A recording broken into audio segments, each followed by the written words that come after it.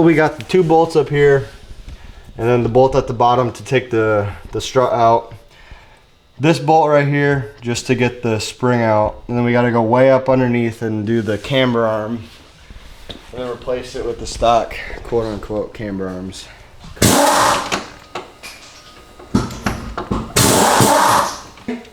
My tires have a longer life than my actual fucking wheels.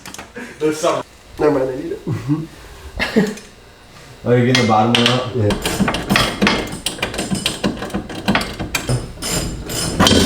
He said you not even texted me once.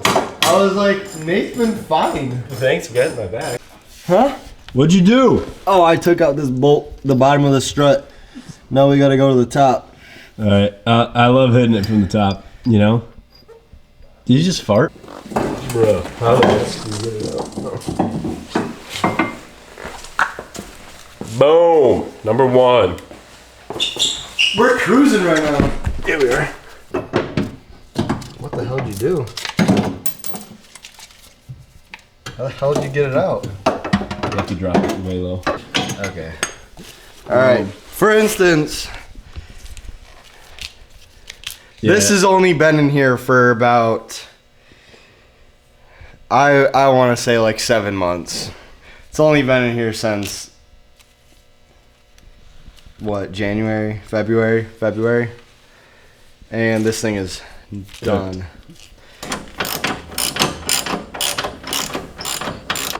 Knock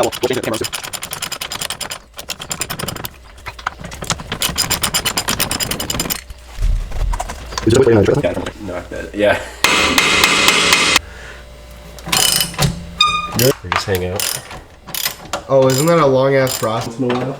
How the hell am I going to put this bolt back in? What the hell? Is that me or you? That was you. That was me? Yeah. What that me or you?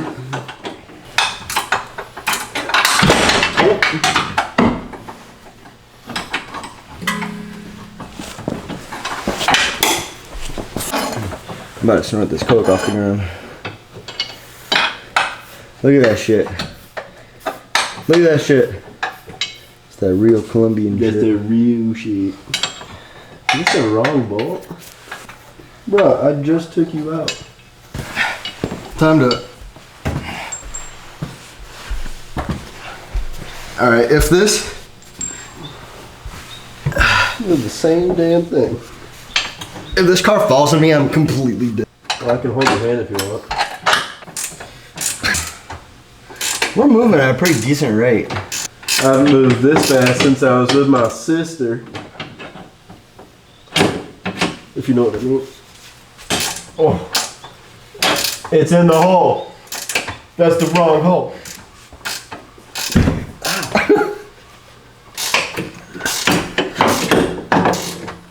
Hey, you got it out. You win a prize. What's my prize? AIDS. How the fuck do you have an exam? You're literally a week and a half in college, bitch. Fuck off. Uh-oh. Did you break it? Whoa, guy. That's rare. There you go. Let me get it, turn it. Is that good? Looks good to me. Yeah, but these are not tight at all. Oh, I got it. Huh?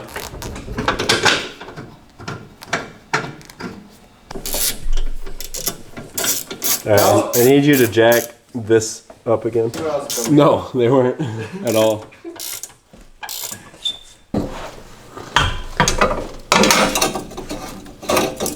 Alright, go up. Good.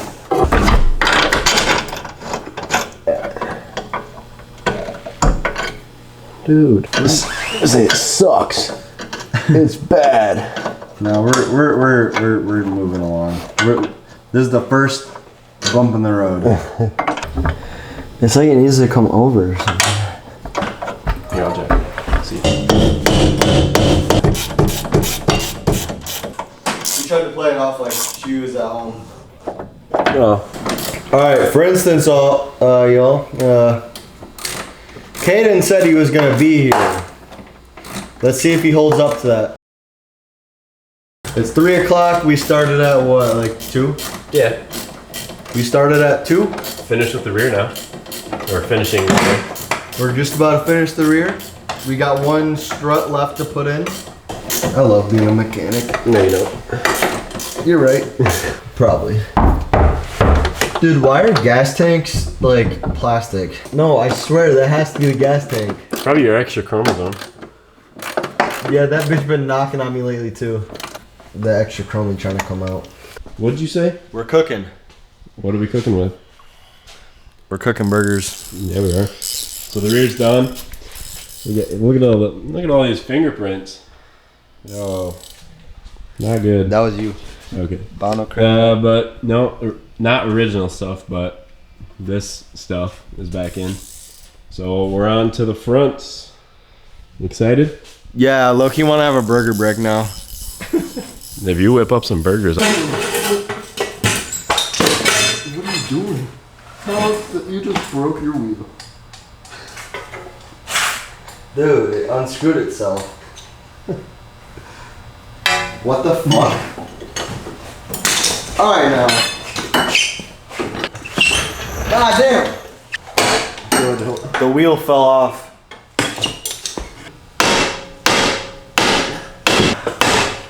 Oh, it came out.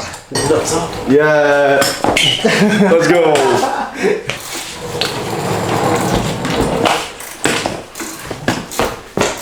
Oh, it's okay.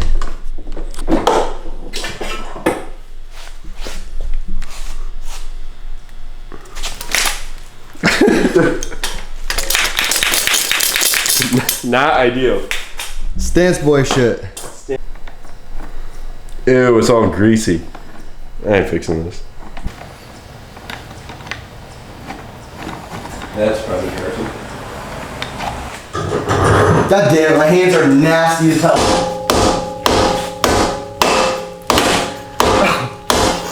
Stop. You whack your fender? Fuck yeah. Is it going down at all? No. Nope.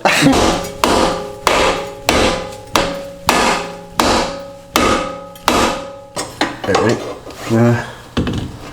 Go.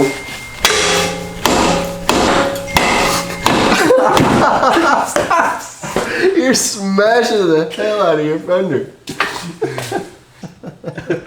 All I hear is smack, smack, smack, smack. Damn! Let's go! Damn! Let's go! Hey, are you on your way? Yeah, sorry. Just everything that could be going wrong is going wrong, so I'm running a little behind. I should be there in like 10, 15 minutes or so. See you guys soon then. Alright, see ya. Alright, see ya. Yeah. A little bit of rubbing. A little bit of rust. Angled for the camber.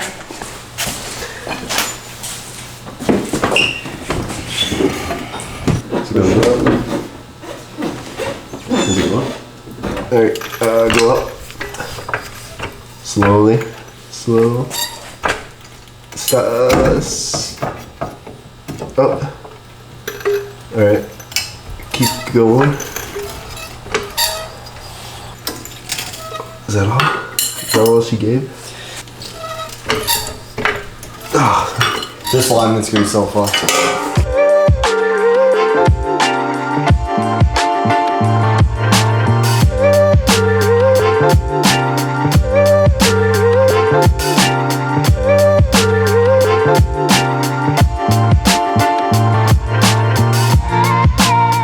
Basically, I don't even know where to start. So driving the Mini home. Mini was okay. Shouldn't burn that much, but it was definitely burning oil. So that wasn't fun. Then I get home. I can't find any of my stuff for the maintenance on the Boxster. And then what happened after that? Finally find all my stuff. So I quick top up the coolant on the Boxster, and I got my my appointment with it on Tuesday. So that's been a long time waiting for that. So finally gonna have that be done. Let's see if I can set the camera here. Oh, there we go. Okay, so anyways, yeah, so Mini was burning oil, so that's just frustrating because it's annoying. And there was this guy who was supposed to look at a different Mini Cooper, one with no issues, for about the same price I bought mine. And he sells it right after, like, I literally messaged him and I'm like, hey, when are you gonna be back from your vacation? He's like, hey, Wednesday. He's like, any day after that, you can come over. I'm like, okay, let's shoot for like Wednesday or something to see it. And he sold it. And then there was another guy that was like, I asked him like, hey, is it still available? Like, asked a bunch of questions and stuff. And he just marked me as seen. And then like 3 days later, he sells it. It's like, what the heck? So that's annoying. No, I get home. I can't find any of my stuff for the maintenance on the Boxster. So I'm looking literally everywhere. I could only find my 2 oil. And I'm like, my 2 oils, the 5 quarts each, yeah. And then finally my dad comes home. He's like, oh, they're right here. And he put them under like a cabinet. So I was like, oh my gosh. So I was like running around the house like, where's my stuff? And so I found that. What happened after that? So I started up the Boxster. I like filled up the coolant and stuff. And there's like this like white smoke coming out. And I'm like, you gotta be kidding me. But it wasn't like white like when my Cayenne had the blown head gasket. It was like condensation, but it was like just thick enough and just constant enough where I was like, wait, I don't know if I should be concerned or not. The Boxster started vaping. Yeah, basically, it was vaping. No, I was like freaking out about that. I'm like, you gotta be kidding me. And I was looking online. I think it's just condensation because it's not like a normal thing, but for a good couple minutes of it just running, there was just like, it looked like steam coming out. And I don't know, everything online sounds like it just might be condensation. I was freaking out for nothing.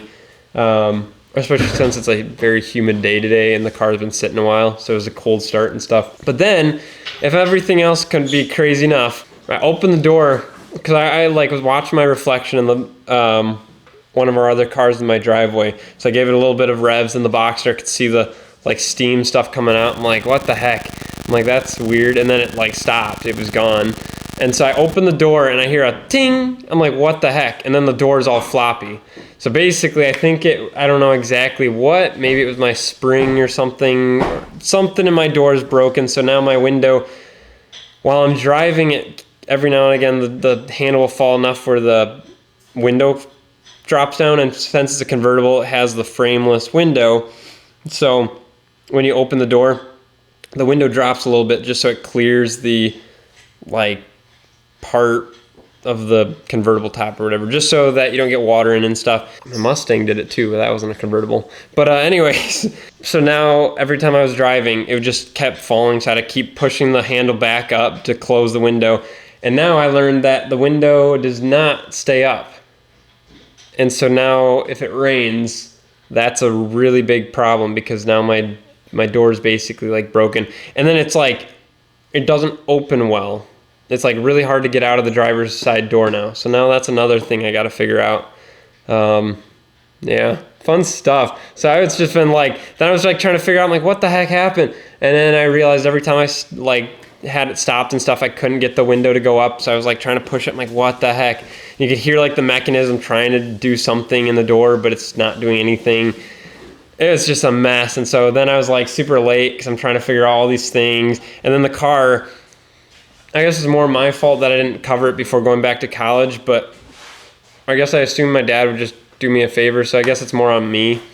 But my car was just uncovered for a good couple of weeks. There was like sap just caked on where I just couldn't get it off. So I had to quick spray it down and like just rub the heck out of it just to get the sap, and there's all these stains that I had to get out, and it's been a mess. So there's that, but I have an appointment Tuesday, so I have no idea what the door. If they can at least just tell me what the heck happened to it, or I might just try that myself. But they're gonna check out the coolant issue because that's been weird. I'll fill it where it's supposed to be, and it comes out like the overflow thing, and it's coming from right under the reservoir. So I think there might be like a crack or something, and when it gets hot, it goes through the overfill, but it shouldn't be leaking oil because it was like the last time I drove my Boxster, it was like 85 degrees and it almost overheated. It was like 200 degrees or something, or just over. I was like, that's too much. Like the Boxster should be about 180-ish, 180 to 190 degrees. So to be at 200, almost 210 is like no bueno. There's this whole like line of coolant up my driveway and stuff. That's gonna be fixed. I have a windshield washer fluid leak that I have no idea where it's coming from. So hopefully they can tell me where that is, and I kind of figure out if I want to do that myself or just have them do it. And then the door. So yeah, oh, and then on top of it, I don't know if I ever mentioned, but the convertible top, the back window is cracked. It's a 22-year-old car. What can you expect? Like, things are gonna break. Oh, there's Nate. Hi. Join me. I'll join you here. Oh yes, come on. It's like a podcast. Podcast, yeah. But yeah, so it's been an interesting day to be.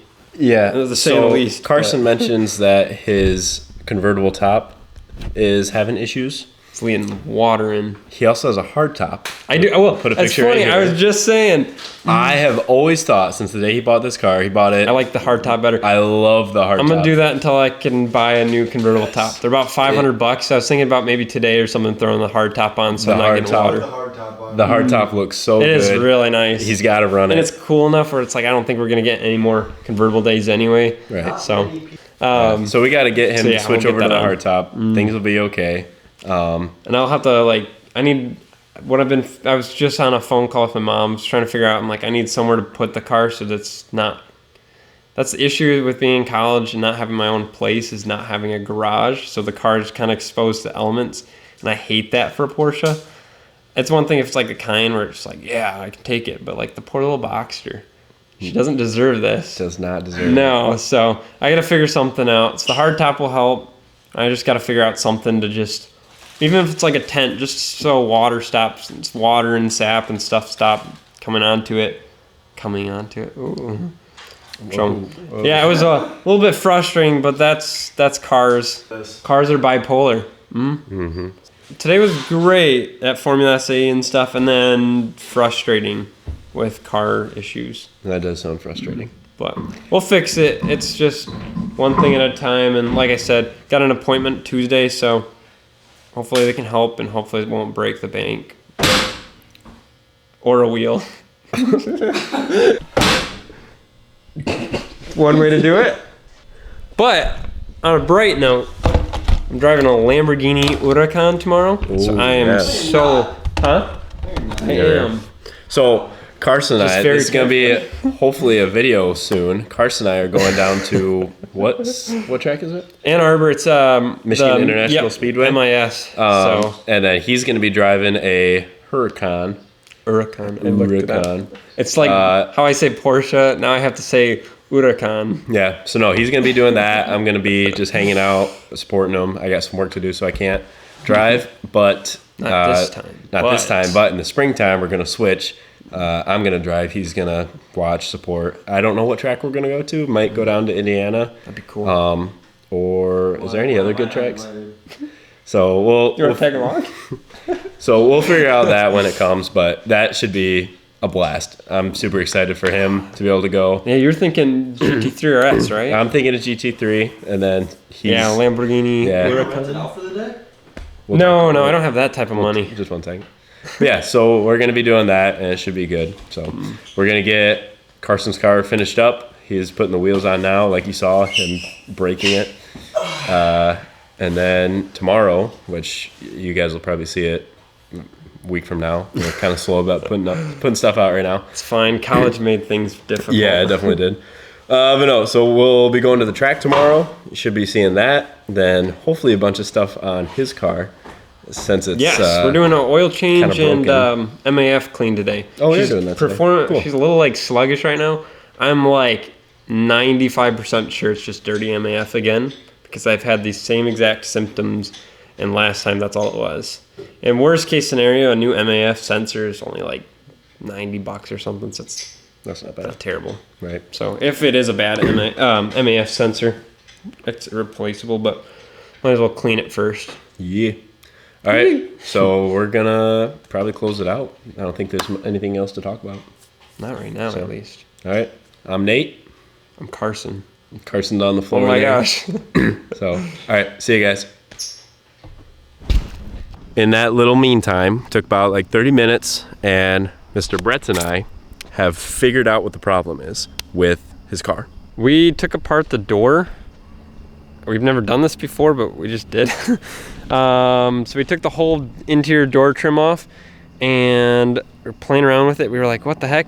And from some online forum research and observing how the door is behaving, it's definitely not the window mechanism or anything like that, thankfully, because that would probably be expensive.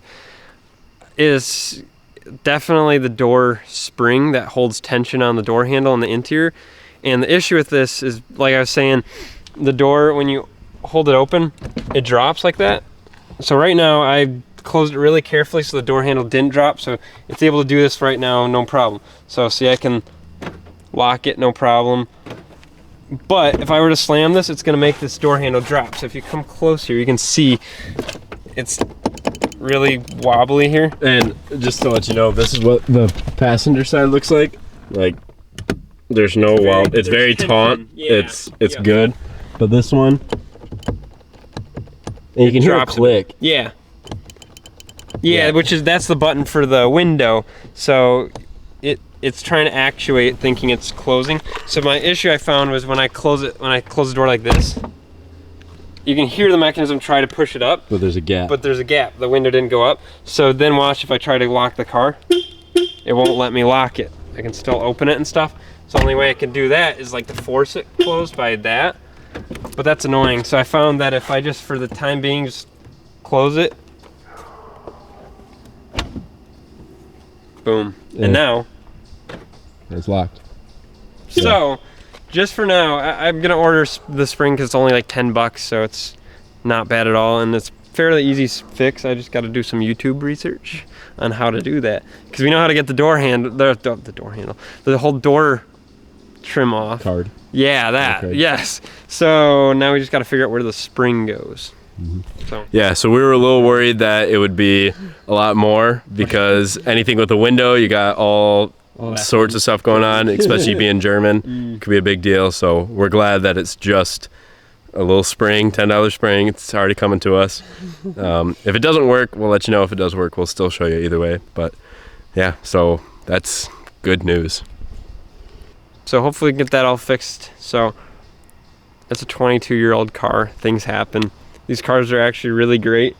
It's just things are starting to break. They're great till they're not. Yes, exactly. That's German cars especially. Thankfully, cars like Porsches, I think part of the reason they're known to be a lot more reliable is most of the people owning them are maintaining them like non-stop. And you see things like BMWs, like everyone thinks they're really unreliable, but that's because a lot of them are like, oh my gosh, I have the money for this. People buy them, they're like, oh, things break and the parts are expensive, and then they just kind of let them fall apart, and that's why you have so many German cars that are seen as unreliable. It's because people don't take care of them. Right. So, And they end up turning unreliable Yeah. because people don't take care of them. They're They're not unreliable from the beginning, but with any car, you have to take care of them. Yep. It's just that some American cars and a lot of Japanese cars are cheap to maintain, so that's why people maintain them, because it's easier to do and more cost effective. yeah, I was watching a whole YouTube video on why people think German cars and other European cars are unreliable. There is some out there. Cough, cough, Range Rover and Jaguar. Wow, excuse me. Just had to clear my throat there. Some cars are actually just made stupid, but then there's other cars that like legit are like great cars until they're not kept up, and then so I mean, how many Porsches are above the 200,000 mark? like price wise No, mileage. mileage. Pfft, I mean, Probably a ton of actual like true enthusiasts. you see a lot of Cayennes and Macans because they're a great daily driver. Every now and then you'll see an older 911 with higher mileage. A lot of like the 924s, the 944. The 924 is an excellent example of people thinking that car was great reliability and stuff, but it was expensive to maintain, so people just kind of drove them until they broke down. So that's why you rarely see 924s on the road. And even the 944s are kind of in the same boat, just because like people are like, oh, I can buy a Porsche for $5,000. Oh, the parts are expensive, and then things happen. So that's another example. But you can find Porsches for over $200,000. I've seen a couple of Boxsters for sale over $200,000, and like some of them it's like can't even tell. Like, body is just pristine. And it's just like, holy crap, like that's 200,000 miles on that. It's like, it's crazy. So yeah, you can find Porsches. They'll drive, but it's a matter of taking care of a car. So I don't know if this will work here. No, that works. Nope. Nope. There you go. It's great what's happened to his car. Anyways, carry on. No, so it's great what's happened to his car that is minimal. We will see you. Bye for real this time. Peace. We'll actually leave you. Bye. This time.